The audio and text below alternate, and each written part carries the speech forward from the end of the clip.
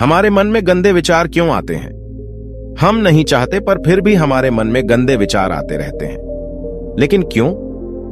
मन ही हमारा सबसे बड़ा दोस्त और मन ही हमारा सबसे बड़ा शत्रु है।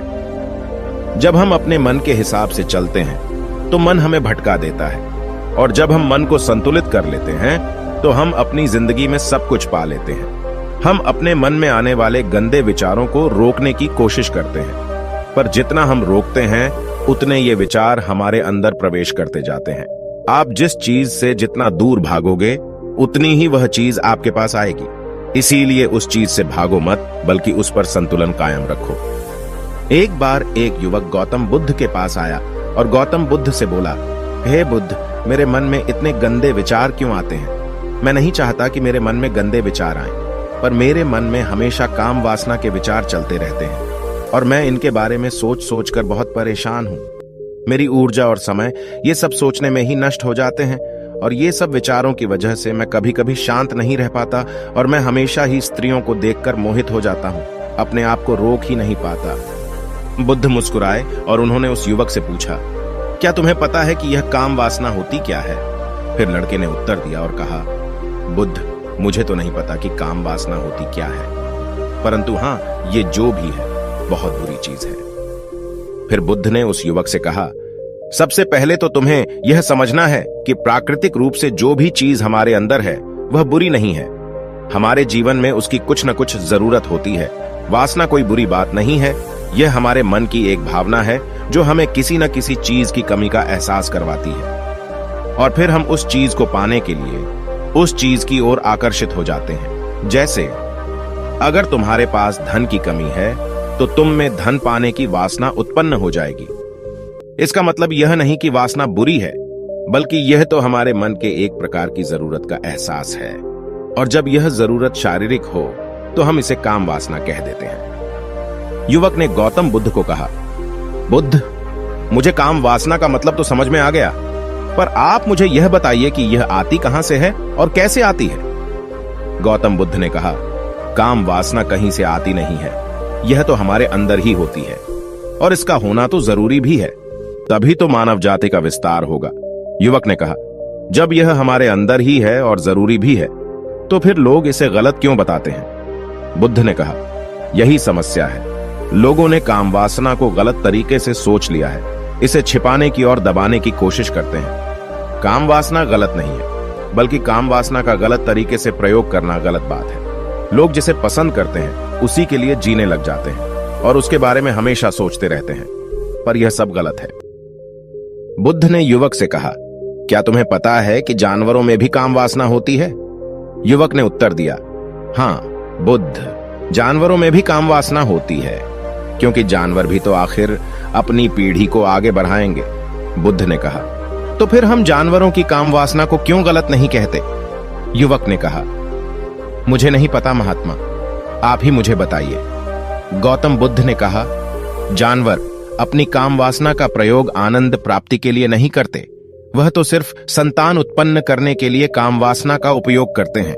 जानवरों को प्रकृति ने इतनी समझ नहीं दी कि वह काम वासना को अपने सुख का आधार बना सके, जबकि मनुष्य अपनी समझ के बलबूते पर प्रकृति में पाई जाने वाली प्रत्येक वस्तु को अपने सुख के लिए अपने प्रयोग करता है।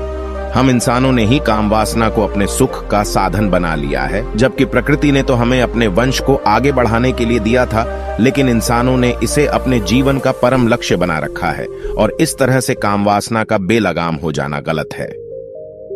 युवक ने बुद्ध से पूछा, महात्मा जी, ये काम वासना हम पर हावी क्यों होती है? क्यों यह बेलगाम हो जाती है? तब गौतम बुद्ध ने कहा, सुनो, अब जो मैं तुम्हें बताऊंगा उसे तुम ध्यानपूर्वक सुनना। काम वासना का सारा खेल तुम्हें समझ आ जाएगा, तुम्हें तुम्हारे सारे सवालों का जवाब मिल जाएगा, बस तुम्हें ध्यान से सुनकर समझना है। फिर गौतम बुद्ध युवक को बताना शुरू करते हैं। एक बार की बात है, एक आश्रम में गुरु और उनके शिष्य रहते थे। शिष्य रोजाना आश्रम के बाहर स्थित गांव में दीक्षा लेने के लिए जाते थे। शिष्य जो गांव में भिक्षा लेने जाता था, उस रास्ते में एक नदी पड़ती थी जिससे वह रोज भिक्षा लेने जाता था। एक दिन उसने देखा कि एक लड़का पेड़ के पीछे छिपा है। उसने लड़के के पास जाकर पूछा, भाई, तुम इस पेड़ के पीछे छिपकर क्या देख रहे हो? लड़के ने कहा, अरे तुझे नहीं दिख रहा क्या कि मैं क्या देख रहा हूं? तब शिष्य ने नदी की तरफ देखा तो वहां पर कुछ लड़कियां पानी भर रही थी। लड़कियां 15 साल की होंगी। तब शिष्य ने लड़के से कहा, अरे भाई, वहां पर तो लड़कियां पानी भर रही हैं, इसमें छिपकर देखने वाली क्या बात है? तब वो लड़का शिष्य की तरफ देखकर उससे कहता है, अरे पागल, तुम्हें दिखाई नहीं दे रहा क्या कि मैं क्या कर रहा हूं? वह परियां कैसे नदी से पानी निकाल रही है।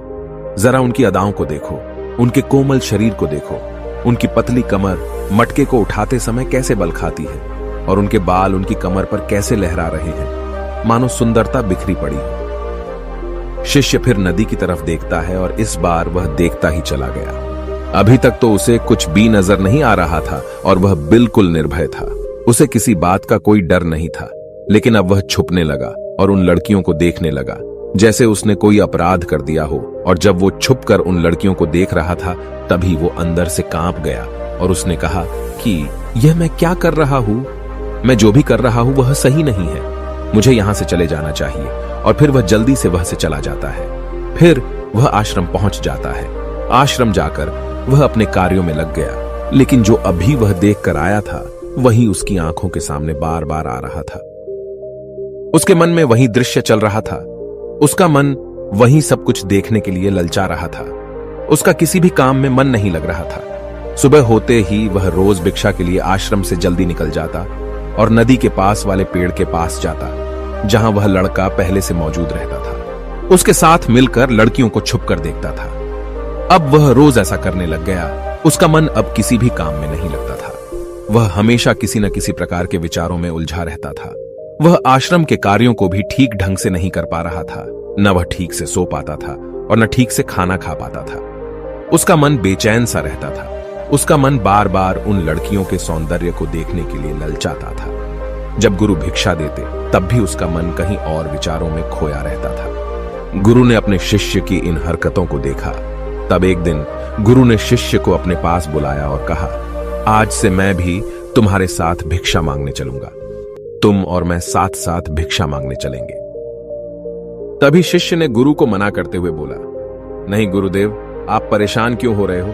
मैं अकेले ही ठीक से भिक्षा मांग सकता हूं। गुरु ने शिष्य से कहा, ठीक है, तुम अकेले ही भिक्षा मांगने जाओ। इसके बाद शिष्य भिक्षा मांगने निकल गया। शिष्य के जाने के बाद गुरु भी आश्रम से निकल गए और शिष्य का पीछा करने लगे कि वह कहां जाता है, किससे मिलता है। यह सब देखने के लिए उसके पीछे पीछे चलने लगे। थोड़ी दूर जाने के बाद गुरु ने देखा कि उनका शिष्य एक लड़के के साथ एक पेड़ के पीछे अपराधी की तरह छिपा हुआ है और छिपकर कुछ देख रहा है। गुरु भी अपने शिष्य के पीछे जाकर खड़े हो गए, यह देखने के लिए कि आखिर उनका शिष्य क्या देख रहा है, जिसके लिए वह पेड़ के पीछे अपराधियों की तरह छिपा पड़ा है। गुरु ने देखा कि उनका शिष्य पेड़ के पीछे छिपकर लड़कियों को देख रहा है जो नदी से पानी भर रही है। तभी गुरु ने शिष्य से कहा, क्या तुम लड़कियों से भी भिक्षा लोगे? गुरु की आवाज सुनकर शिष्य का मन घबराया और उसके पसीने छूटने लगे। वह थर थर कांप रहा था, जैसे किसी चोर को पकड़ते समय रंगे हाथों पकड़ लिया हो। उसकी हालत खराब हो गई। वह कुछ भी नहीं बोल पा रहा था। वह लड़का जो शिष्य के साथ था वहां से भाग गया, जिससे शिष्य और भी घबरा गया था। उसके मुंह से कुछ टूटे फूटे शब्द ही निकल रहे थे।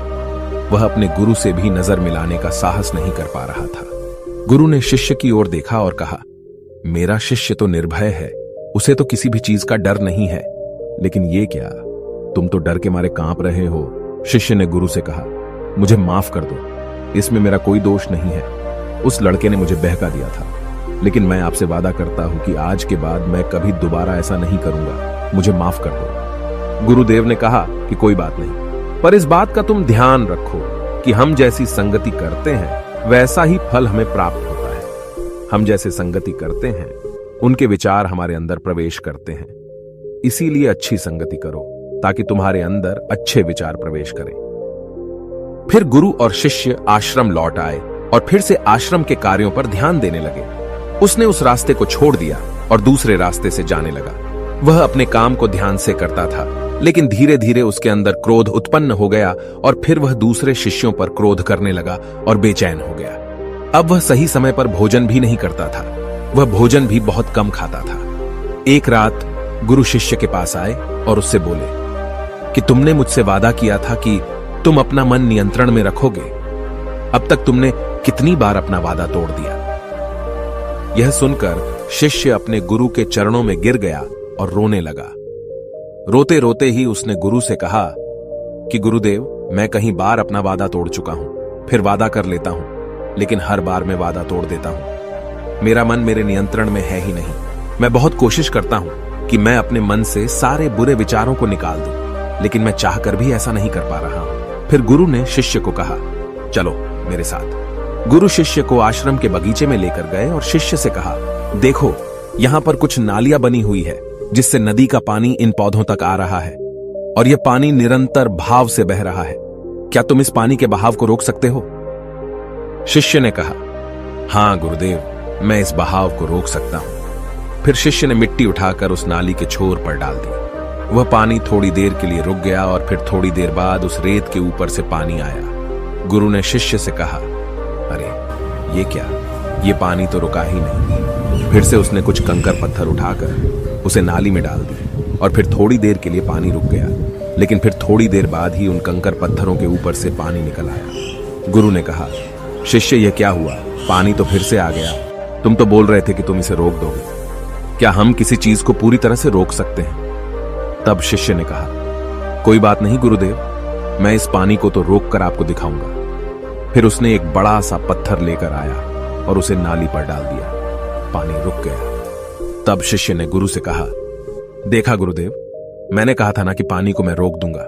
मैंने पानी को रोक दिखाया। आपकी बात मैंने पूरी कर दी। गुरु मुस्कुराए और बोले, अच्छा जरा ध्यान से देखो, पानी रुक गया है क्या?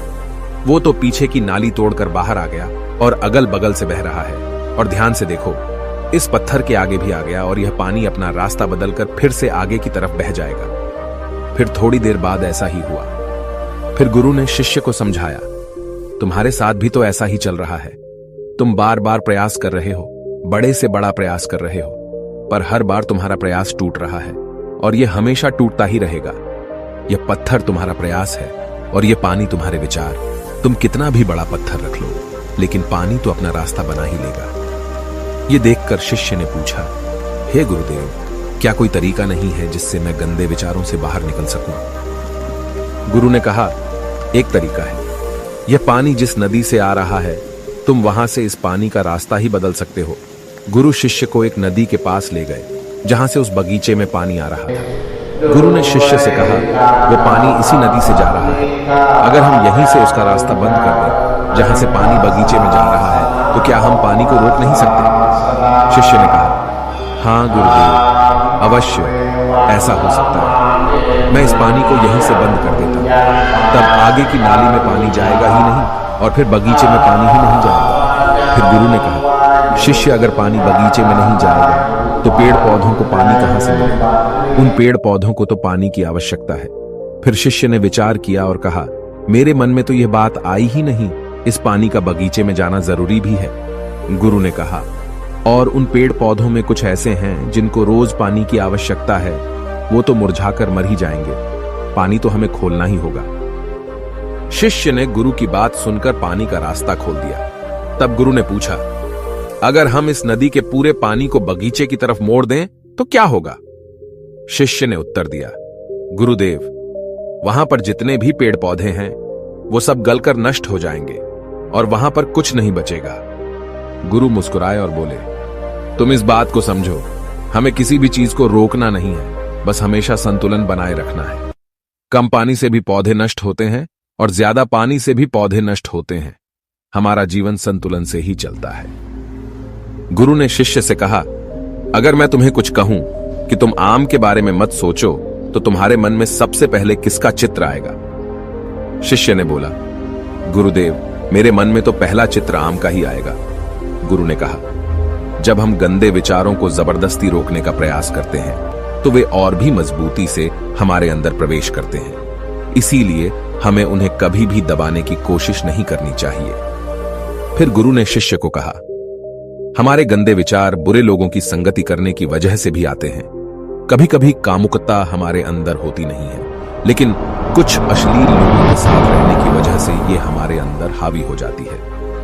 फिर शिष्य ने कहा, गुरुदेव, आप सही कह रहे हैं, मैं अपने मार्ग से भटक गया था।